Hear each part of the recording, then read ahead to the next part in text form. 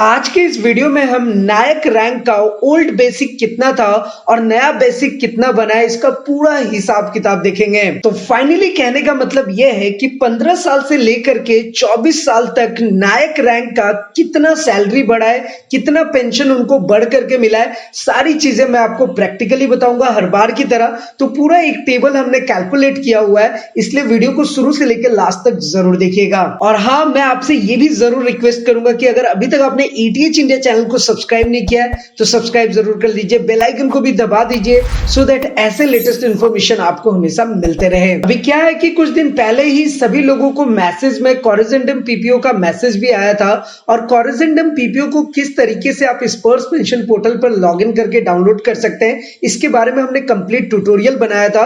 और वहां पर आपको ये चीज दिखाई थी कि किस तरीके से आप अपना ओल्ड बेसिक और न्यू बेसिक को कंपैरिजन कर सकते हैं। एनीवे, अभी सर्विस के आधार पे जो सर्विस पीरियड होता है आपका, उस ड्यूरेशन के अकॉर्डिंग ओल्ड बेसिक कितना था, नया बेसिक कितना बना, इसका एक कंप्लीट हमने एक टेबल रेडी किया हुआ है। इस टेबल को अच्छे से देखते हैं और सारे कॉन्सेप्ट्स हमारे क्लियर हो जाएंगे। तो जैसे कि आप देख ही सकते हैं कि हमारे सामने ये टेबल ओपन होकर के आ गया है, और देखिए हमारी हमेशा यही कोशिश रहती है कि आपके साथ सही और ऑथेंटिक जानकारी शेयर करें, इसलिए तो आपसे रिक्वेस्ट करते हैं कि आप एटीएच इंडिया चैनल को सब्सक्राइब करके रखिए। वैसे हमारी ये कोशिश आपको कैसी लगती है वो भी हमारे साथ नीचे कमेंट करके जरूर बताइएगा। तो यहाँ पर जो रैंक है वो अभी जो हम बात करेंगे वो सिर्फ नायक रैंक की बात करेंगे।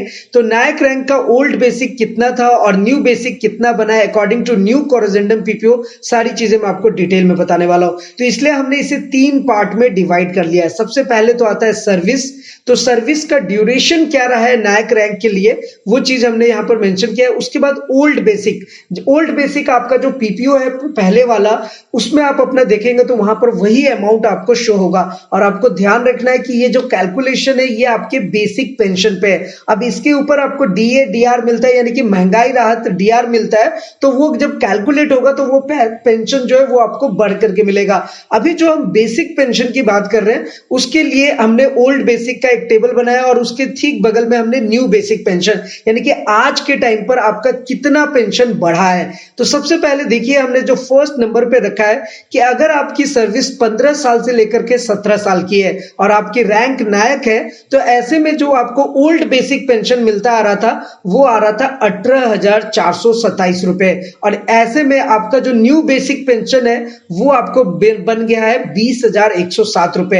अब यहां पर एक इंटरेस्टिंग बात आपको बताता हूं कि सारे केसेस में आपका जो ओल्ड बेसिक पेंशन है वो आपका 18,427 ही है, जो कि आप यहां पर क्लियरली देख सकते हैं। लेकिन जैसे जैसे आपका सर्विस पीरियड बढ़ा है तो आपका न्यू बेसिक पेंशन भी बढ़ा है। अब जाहिर सी बात है आपको यहां पर समझने की जरूरत है, और अगर आपने एटीएच इंडिया चैनल को शुरू से फॉलो किया है तो आप इसे समझ ही रहे कि अगर न्यू बेसिक पेंशन अगर आपका बढ़ेगा अकॉर्डिंग टू सर्विस पीरियड, तो उसका जो डिफरेंस आएगा, यानी कि ओल्ड बेसिक से न्यू बेसिक से ओल्ड बेसिक को जब माइनस करेंगे तो वो जो वैल्यू आएगी उसको जब आप मल्टीप्लाई करेंगे 57 से तो आपको पूरा टोटल एरिया निकल जाएगा। वैसे ये सारा कैलकुलेशन हमने ऑलरेडी करके दिखाया हुआ है, वो वीडियो भी आप जरूर चेक करें। तो चलिए, जैसे कि हमने ऊपर में देखा कि 15 साल से लेकर के 17 साल के सर्विस में 18,427 ओल्ड था और नया कितना बना 20,107। अब इसी तरीके से देखिए अगर आपकी सर्विस सिर्फ आधा साल यानी कि 17.5 साल बढ़ जाता है,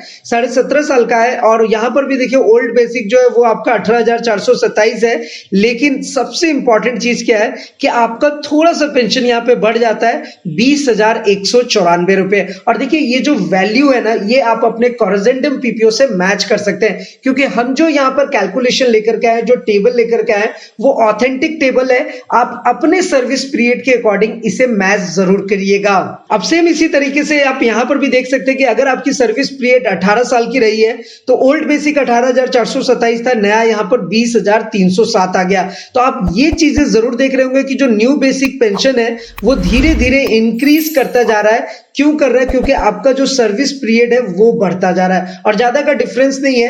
15 से 17 साल को एकदम कॉमन रख लिया गया, लेकिन जैसे ही आपका आधा साल बढ़ा 17.5, आपका पेंशन थोड़ा बढ़ जाता है, और 18 साल हुआ तो आपका पेंशन थोड़ा और बढ़ता है। अब आगे देखते हैं। अब यहां पर देखिए अगर आपकी सर्विस है 18.5 साल से लेकर के 20 साल तक का, तो यहां पर भी आपका ओल्ड बेसिक पुराने वाले की तरह 18,427 ही रहेगा, लेकिन आप यहां पर क्लियरली देख सकते हैं कि आपका जो पेंशन है वो न्यू बेसिक पेंशन में बढ़ गया है। यहां यहाँ पर आपका टोटल पेंशन हो गया 20,969 रुपए, यानी 20,969 रुपीज। तो ये डिफरेंस आता है आपके सर्विस पीरियड के ऊपर। अब थोड़ा सा और ऊपर बढ़ते हैं और आप यहाँ पर भी देख सकते हैं कि यहाँ पर देखिए अगर 20.5 साल से 22.5 साल का सर्विस रहा है तो ऐसे में आपका ओल्ड बेसिक 18,427 ही था, लेकिन न्यू बेसिक आपका बन गया 21,244 रुपए। तो यहाँ पर भी आपका पेंशन बढ़ करके आपको मिल रहा है।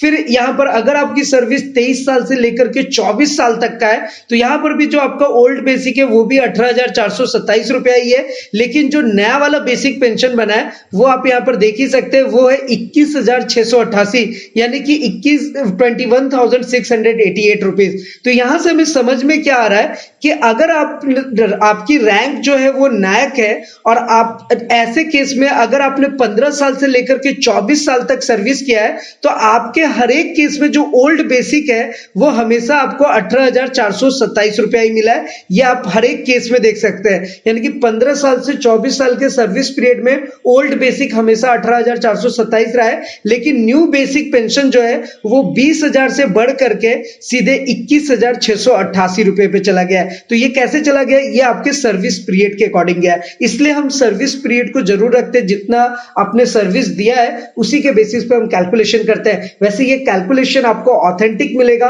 और हमारी कोशिश भी तो हमेशा यही रहती है। लेकिन इस टेबल के अलावा अगर आपके मन में कोई सवाल है, किसी भी टाइप का क्वेरीज है, क्वेश्चन है, आपको पता है कि आप हमारे साथ नीचे कमेंट करके पूछ सकते हैं। साथ ही साथ अगर आपको अपना कोई एडवाइस देना चाहते हैं, कोई सुझाव देना चाहते हैं, वो भी आप हमारे साथ जरूर शेयर करें। और हर बार की तरह एक चीज मैं आपको और कहूंगा दोस्तों कि बहुत सारे पेंशनर्स ने अभी तक अपना लाइफ सर्टिफिकेट सबमिट नहीं किया है, तो जितनी जल्दी हो सके आप अपना लाइफ सर्टिफिकेट सबमिट कर लीजिए, क्योंकि आज के टाइम पे स्पर्श पेंशन पोर्टल पर अगर आप लॉग इन करेंगे, यानी कि आप यहां पर क्लियरली देख ही सकते हैं, जैसे ही वेबसाइट ओपन करेंगे तो आपके सामने ये अलर्ट मैसेज आता है कि आपको अपना लाइफ सर्टिफिकेट जो है वो 20 मार्च 2023 से पहले तक फिलअप कर देना है, भर देना है, अदरवाइज आपका पेंशन रुक सकता है। और आपको पता होना चाहिए कि अगर आपका पेंशन रुकता है तो आप बहुत ही बड़े प्रॉब्लम में फंस सकते हैं, क्योंकि उसको दोबारा रीएक्टिव करना बहुत ही टिपिकल टास्क होता है।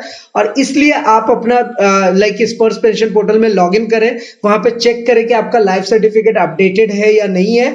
और जिन लोगों का डेटा अभी तक स्पर्श में माइग्रेटेड नहीं हुआ है वो भी पीसीडीए के ऑफिशियल वेबसाइट पे जाकर के अपना डेटा माइग्रेशन स्टेटस जरूर चेक करें। यहां से इजीली आप चेक कर सकते हैं और इन सब चीजों के लिए प्रैक्टिकली स्टेप बाय स्टेप हमने सारी चीजें बताई हुई है, इसलिए आप एडीएच इंडिया चैनल को सब्सक्राइब करके रखिए। तो फिलहाल आज के इस वीडियो में इतना ही, फिर मिलते हैं किसी नेक्स्ट इंटरेस्टिंग वीडियो में। तब तक के लिए सलाम दुआ रकम प्रणाम सत श्री अकाल। कीप वॉचिंग, कीप स्माइलिंग, अपना और अपने साथ सबका ख्याल रखिए। जय हिंद, वंदे मातरम।